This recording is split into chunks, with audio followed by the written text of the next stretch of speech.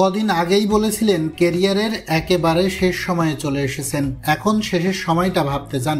Steven স্মিথের শেষটা হয়ে গেল গতকালই। ওয়ানডে ফরম্যাট থেকে নিজেকে সরিয়ে নিলেন অস্ট্রেলিয়ান এই ব্যাটার। 170 ওয়ানডে, 2টো বিশ্বকাপ শিরোপা নামের পাশে রেখে স্মিথ গুড বাই বললেন একদিনের ক্রিকেট থেকে। ভারতের বিপক্ষে চ্যাম্পিয়ন্স ট্রফি সেমিফাইনালটা হয়ে থাকলো একদিনের ক্রিকেটে স্মিথের বিদায়ী ম্যাচ। 96 বলে 73 রানের শেষ ইনিংসটা হয়তো স্মিথের চিরচেনা ওয়ানডে স্টাইলের একটা প্রতিচ্ছবি হয়ে থাকলো আজীবনের জন্য।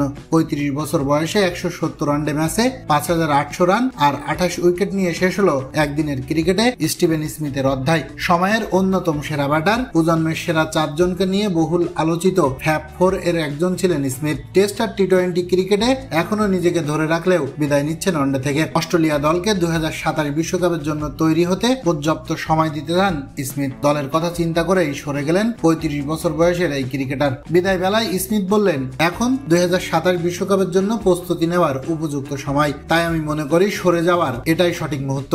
দল, দেশ আর তরুণদের কথা চিন্তা করে ওয়ানডে ক্রিকেট থেকে বিদায় বললেন স্মিথ। অন্যদিকে ব্যর্থ বুড়ো রিয়াদ আর মুশফিককে এখনো বয়ে বেড়াচ্ছে বিসিবি। অবসর নিতে চান কিনা জানা যায়নি, তবে আরো 1 বছরের চুক্তি বাড়ালো বিসিবি। এ ব্যাপারে আমি আর কিছু বলতে চাই না, আপনাদের মন্তব্য জানিয়ে দিন কমেন্ট বক্সে।